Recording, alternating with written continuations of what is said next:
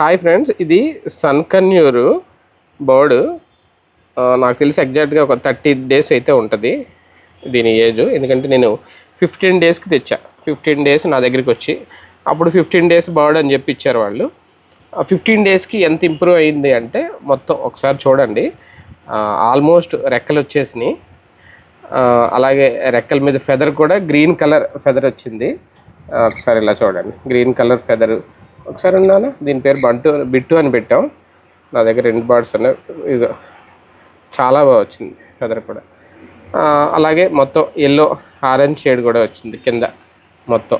ఇప్పుడు వస్తుంది మొత్తం. తెచ్చినప్పుడు అస్సలు ఫెదర్ ఉండేది కాదు, రెక్కలు కూడా ఏం లేవు. కానీ 15 daysలోనే బాగా వచ్చింది. అయితే దీనికి ఫుడ్ అంతా నేను A19 మెయింటైన్ చేస్తున్నాను. దానివల్ల ఏమైనా ఇంప్రూవ్మెంట్ ఉందేమో నేను అనుకుంటున్నాను, నాకు అంతగా తెలియదు. తోక కూడా బాగా వచ్చింది. వీడు నడుస్తున్నాడు 32 daysకే, ఒక రకంగా రన్నింగ్ కూడా చేసేస్తున్నాడు. వీడికి పెడతాను ఫుడ్ అయితే ఇదే న్యూట్రీబర్డ్ A19. కొంచెం ఎక్స్పెన్సివే, కాకపోతే బర్డ్ గ్రోత్ బాగుంటుందని చెప్పి అయితే పెడుతున్నాడు. అది చూడండి ఎలా నడుస్తున్నాడు. ఇంకా ఎగరట్లేదు, ఫ్లై చేయట్లేదు, కానీ నడిచేస్తున్నాడు. అది వాడి యాషాలు చూసారు అప్పుడే, అవి కొరికేయాలని.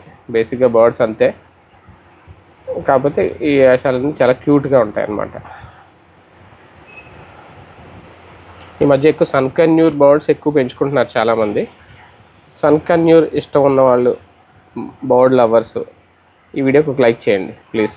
Thank you.